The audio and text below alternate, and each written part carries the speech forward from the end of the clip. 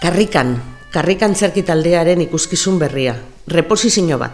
Dakizuen moduen Karrika Durangoko antzerki amaterra da, eta kasu honetan umorean oinarrituta, umoreat barre egiteko gogoarekin, bere bakoitzak bere pertsonalidadea ipiniko du taula gainean. El alimento de las moscas. Una coproducción entre la compañía vasca Cabia Teatro y la compañía catalana Teatre de l'Enjolit. Desgarrador texto, el personaje se adentra en la mente de un asesino. Nos habla de la soledad del monstruo y a su vez del dolor que siente. Una gran pieza teatral.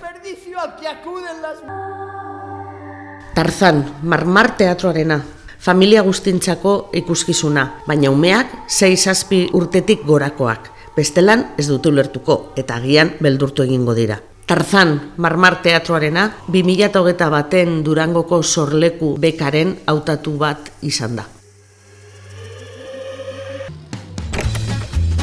A estas alturas, la gala de circo organizada por San Agustín Kulturgunea y la compañía Ganso y Cía Maluta se ha convertido en un clásico de las navidades duranguesas. Como cada año, se han propuesto transformar el teatro en una gran carpa de circo.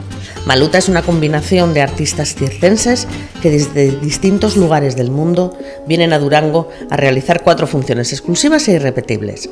Una muestra de habilidades imposibles de virtuosismo, poesía y humor. Un espectáculo para todos los públicos. En esta ocasión nos visitarán con sus hula hoops Maggi Bernal, con los maravales David Ulhuger, con diábolos y música Dancing Marabú, con acrobacias en báscula Circa Bautit y con una rueda Cir María Gabanero. Y por supuesto, todo ello aderezado con las habituales y sutiles tonterías de Ganso y Cía.